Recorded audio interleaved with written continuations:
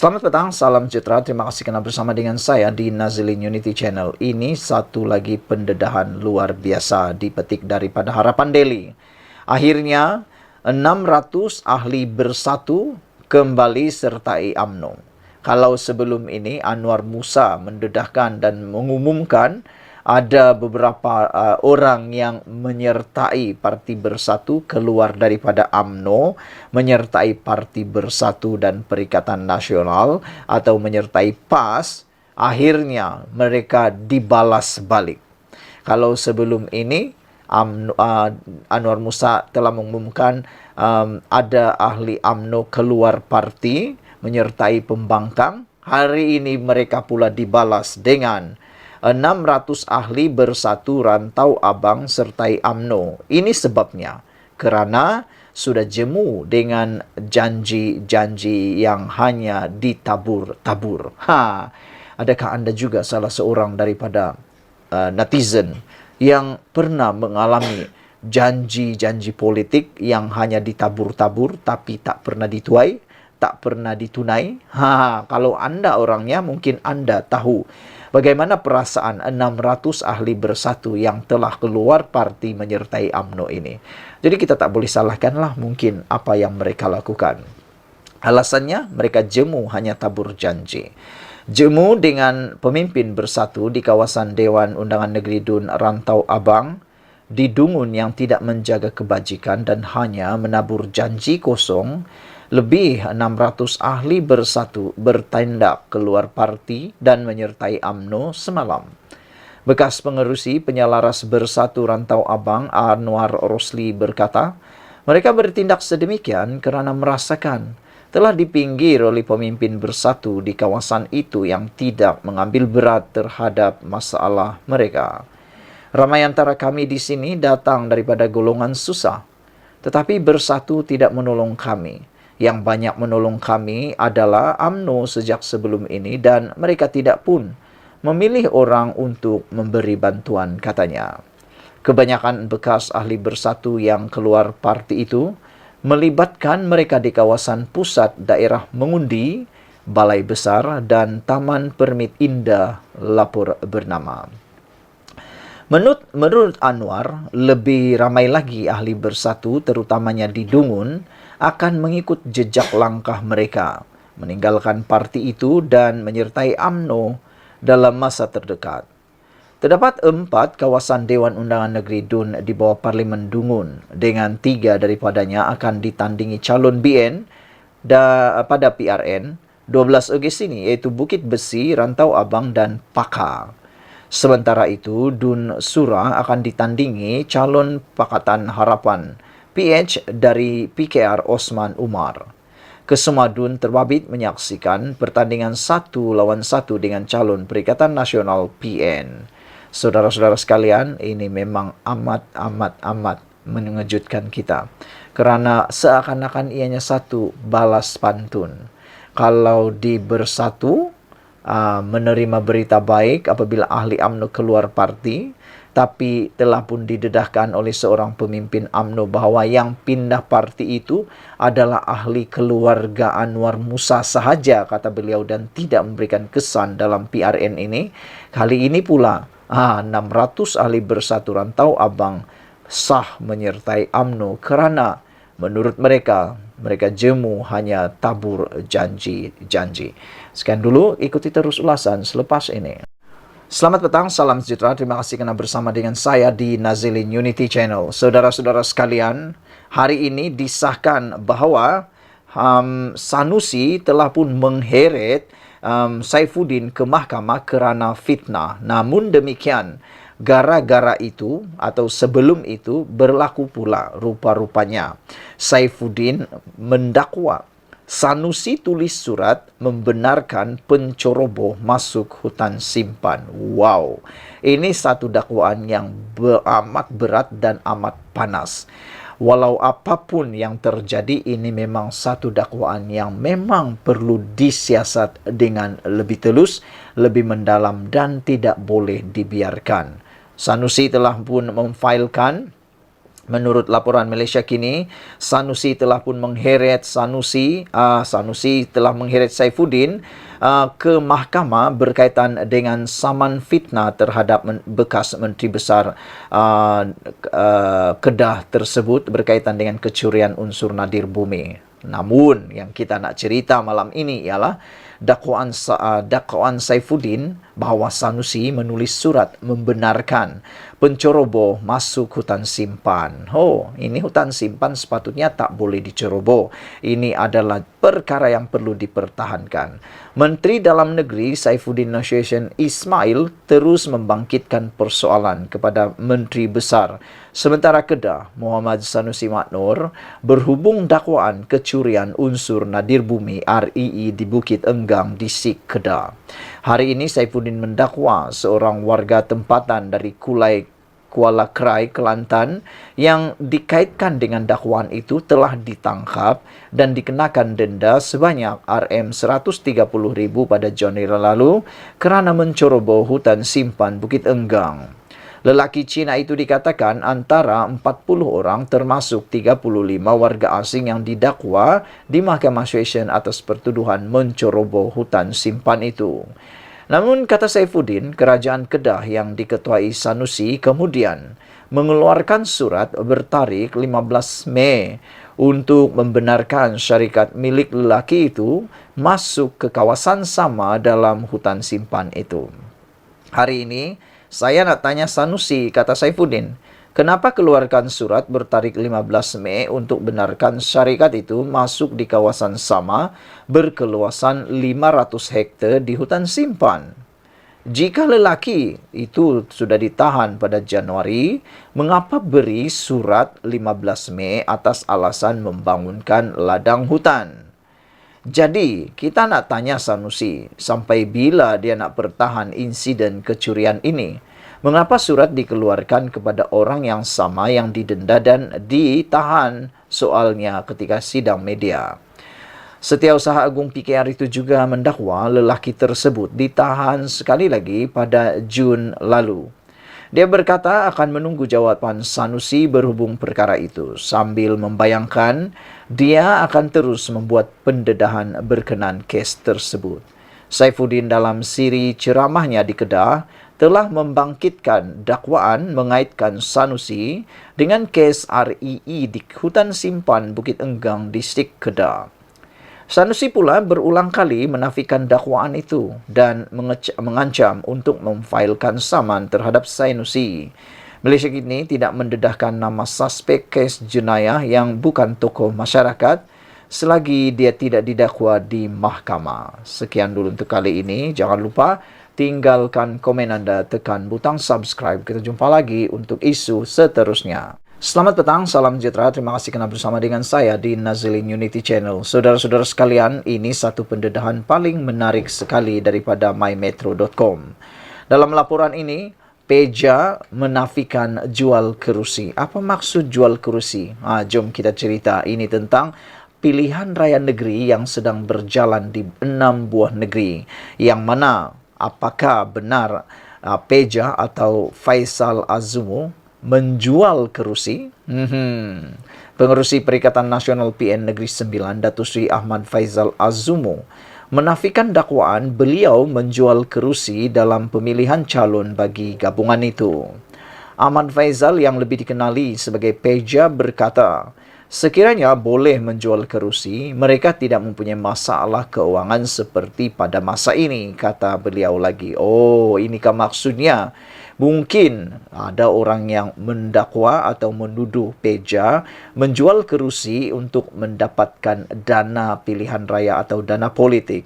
Mungkinkah itu berlaku? Namun Peja telah pun menafikannya. Apa pendapat anda semua? Adakah kemungkinan perkara ini boleh berlaku di mana-mana, bukan sekadar di Negeri Sembilan? Mereka menjual kerusi supaya orang boleh bertanding menjadi calon dan mereka perlu membayar sekian uang. Mungkin itulah permainan politik yang ramai netizen tak pernah tahu. Kita lihat, kata Peja, kami berkempen dengan begitu ala kadar, kami tak ada jual kerusi, kata beliau. Malah bebanan kepada pemimpin dalam menghadapi pilihan raya ini amat getir dan besar, kata beliau. Namun ada juga netizen yang menjawab, mereka kehabisan dana politik, dana PRN kerana akaun Parti Bersatu yang telah disita oleh SPRM sebelum ini dan mereka tidak boleh lagi berbelanja sakan seperti dalam pilihan raya PRU 15 baru-baru ini. Kerana waktu itu memang ramai orang mengatakan Perikatan Nasional berbelanja sakan, kata mereka. Tak apalah kepada mereka yang telah membuat dakwaan fitnah bahawa saya menjual kerusi itu, kata Peja, saya ampunkan supaya mereka tak payah cari saya di padang mahsyar nanti, kata beliau ketika ditemui pemberita. Saudara-saudara sekalian, kalau benar Peja difitnah dengan perkara ini satu fitnah yang amat berat sekali. Dan mungkin wajar untuk Peja bukan sekadar mengampunkan mereka tetapi mengambil tindakan undang-undang bagi membersihkan nama beliau. Itu paling penting. Tapi adakah Peja tidak mau mengambil tindakan undang-undang ini kerana ada perkara yang sebaliknya? Kita pun tak tahu. Sebelum ini, calon bebas Dewan Undangan Negeri Dun Sikamat Muhammad Hafiz Baharudin dilaporkan mendakwa wujud elemen jual kerusi dalam pemilihan calon PN Negeri Sembilan. Beliau yang juga ahli Parti Pribumi Bersatu Malaysia Bersatu berkata, dakwaan itu timbul selepas mendapati senarai calon yang diumumkan sangat lemah dan tidak berpotensi untuk menang. Mengulas mengenai kenyataan pimpinan Barisan Nasional BN dan Pakatan Harapan PH yang sering melaungkan kemenangan 36-0 di Negeri Sembilan, Ahmad Faizal Azumu berkata pihaknya yakin akan memberikan saingan hebat dalam PRN kali ini. Kami yakin akan memberi saingan yang amat hebat. Kalau mereka BN dan PH yakin menang 36-0, mana mungkin pemimpin utama negara terpaksa datang ke sini saban malam sejak penamaan calon, kata Faizal Azumu. Saya ingat 4 malam berturut-turut saya dapati juga calon-calon nama besar terpaksa berkampung di tempat masing-masing untuk mempertahankan diri, kata Peja. Pada pendapat saya, memang begitulah kempen. Memang menang atau tidak, kempennya perlu dilakukan. Kalau mereka tak berkempen, itu sudah tentu sah dan sahih. Mereka akan kalah belum bertanding. Jadi, perbuatan untuk datang berkempen, membantu berkempen sama ada itu pemimpin utama negara atau tidak, ianya bukan kerana mereka takut tetapi untuk melaksanakan tugasan mereka. Jangan saja nanti tak datang orang atau pembangkang atau musuh akan katakan pula kawasan itu dilupakan. Nanti jadi pula bahan sindiran, nanti jadi pula bahan kempen peluru hidup untuk mereka. Jadi saudara-saudara sekalian, apa pendapat anda tentang isu kali ini? Yaitu isu dakwaan kononnya Peja menjual kerusi. Sekian dulu Malaysia kita punya. Kita juga sama-sama cintai Malaysiaku. Bye-bye. Selamat datang, salam sejahtera. Terima kasih kerana bersama dengan saya di Nazilin Unity Channel. Isu yang paling hangat petang ini ialah SPRM buru 2 individu termasuk menantu Muhyiddin. Dipetik daripada Malaysia Kini. Saudara-saudara sekalian, pastinya ini isu yang betul-betul menarik perhatian kita dan memang nama yang paling menjentik hati dan mata kita ialah apabila ianya merujuk kepada menantu Muhyiddin. Suruhanjaya Pencegahan Rasuah Malaysia SPRM sedang mengesan 2 lelaki termasuk Muhammad Adlan Berhan yang juga menantu kepada pengerusi PN Muhyiddin Yassin. Ini bagi membantu siasatan isu rasuah dan penyelewengan berhubung projek berkaitan pendaftaran pengambilan serta penyimpanan biometrik pekerja asing di sebuah kementerian. Pelbagai usaha telah dilakukan oleh SPRM termasuk berhubung terus dengan kedua-dua penama dan peguam masing-masing. Namun mereka masih gagal menghadirkan diri ke pejabat SPRM, kata SPRM pada satu kenyataan hari ini. Selain Adlan, SPRM juga mengesan Mansur Saad 69 tahun. Hasil semakan SPRM dengan Jabatan Immigration Malaysia, kedua-dua penama berkenan telah meninggalkan Malaysia masing-masing pada 17 Mei dan 12 Mei 2023 serta tiada rekod masuk kembali ke negara ini, kata Suruhanjaya Anti Rasuah itu lagi. Sehubungan itu, orang ramai yang mengenali atau mempunyai maklumat mengenai individu terlibat diminta menghubungi Pegawai Penyiasat SPRM Nur Muhammad Amin bin Jamaluddin di talian 60388700799 atau email terus kepada SPRM. Bekas Perdana Menteri Muhyiddin Yassin pada Februari lalu menafikan sebarang penglibatan dalam pemberian projek atau kontrak yang didakwa ada kaitan dengan menantunya Adlan. Ini selepas SPRM dilaporkan sedang menyiasat penganugerahan kontrak itu atas alasan kemungkinan salah guna kuasa dalam sistem imigresen bersepadu nasional. Saya sebagai Perdana Menteri pada masa itu sama sekali tidak terlibat dalam proses penganugerahan kontrak NIISE kepada Iris Corporation Berhad yang dijalankan secara tender terbuka, kata Muhyiddin pada 9 Februari. Muhyiddin yang juga Presiden Bersatu ketika berkata tiada ahli keluarganya mempunyai hubungan dengan Iris Corporation Berhad sama ada sebagai pengarah syarikat atau pemegang saham.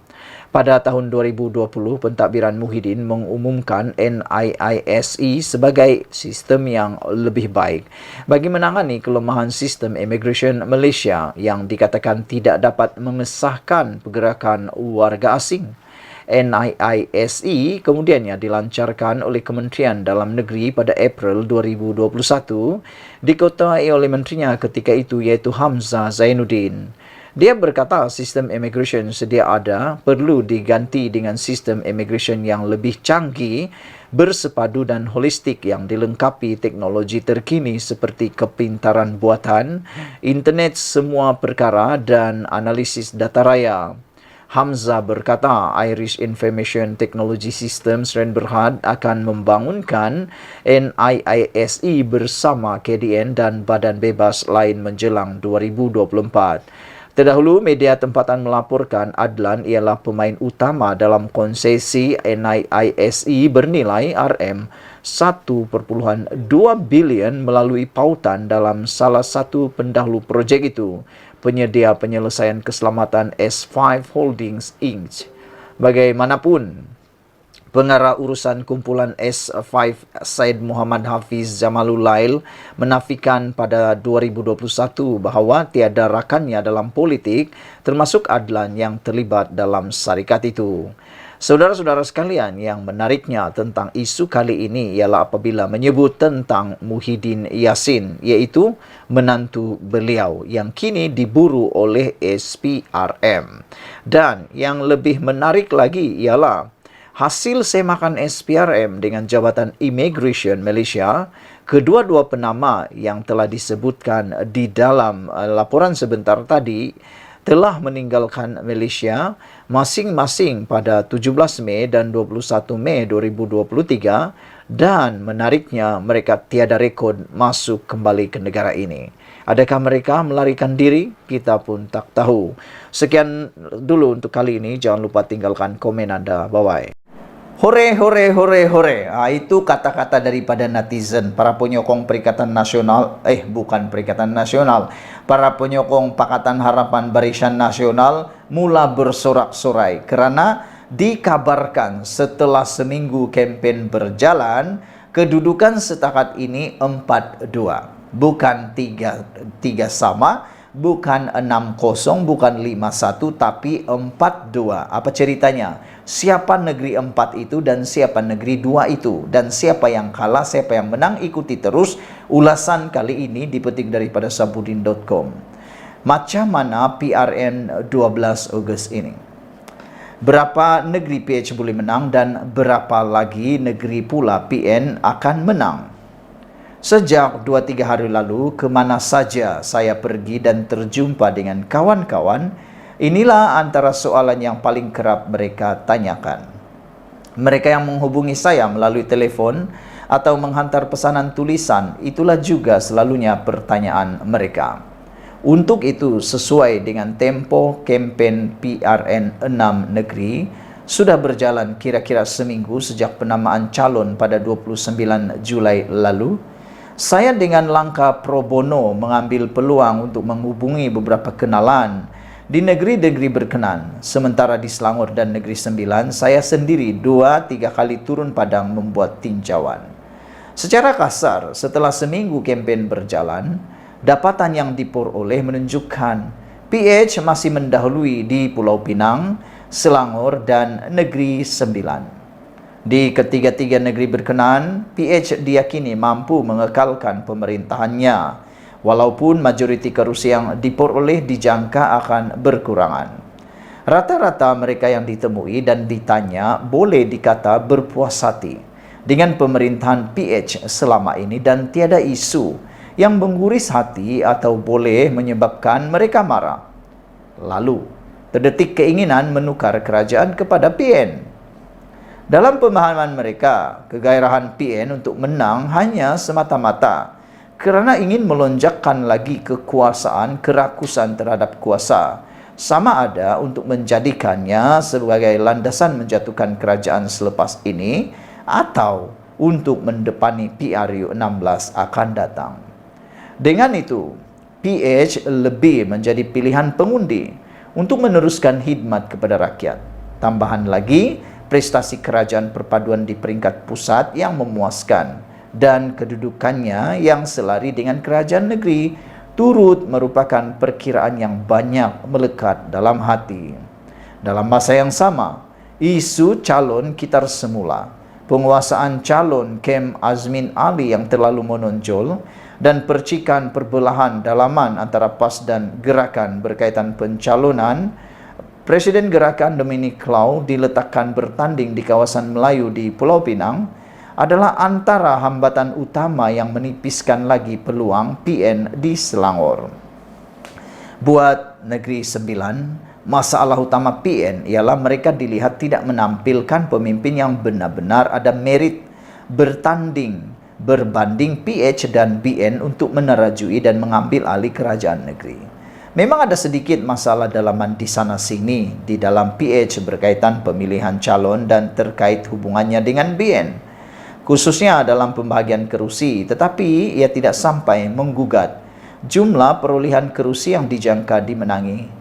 Meskipun UMNO bertanding lebih banyak kerusi dan berkemungkinan PH khususnya PKR dan Amanah bakal tewas 1-2 kerusi disebabkan masalah dalaman tadi, bagaimanapun adalah dijangkakan kerusi Menteri Besar akan terus dipegang oleh Amiruddin Harun. Selain Aminuddin dikekalkan kerana ia sudah dijanjikan dan beliau memang sudah pun menduduki kerusi itu, formula sekangan PH kepada Menteri Besar Perak dan Pahang selepas PRU 15 lalu dirasakan akan menjadi pegangan untuk membina kestabilan politik di Negeri Sembilan selepas PRN nanti. Artinya, walaupun kerusi yang mungkin dimenangi UMNO adalah lebih, ia tidak menjadikan keterusi Menteri Besar Negeri Sembilan berpindah kepada calon parti itu. Tambahan lagi, Muhammad Hassan atau Tokmat yang bertanding kerusi Dun Rantau sudah berada dalam kabinet kerajaan perpaduan di peringkat pusat sebagai Menteri Pertahanan sekarang ini. Takkan Tokmat nak jadi Menteri Besar semula. Pengerusi UMNO Negeri Sembilan, Jalaluddin alias yang bertanding di Dun Pertang dan turut dilihat berminat untuk kerusi Menteri Besar, rasa-rasanya cukuplah sekadar jadi ekskos saja.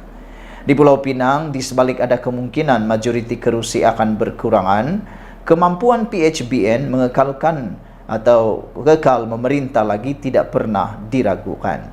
Bersama perbalahan PAS dan Gerakan dijangka berlarutan sehingga ke peti undi, semua ini adalah elemen yang meningkatkan lagi kemampuan PH memenangi lebih banyak kerusi.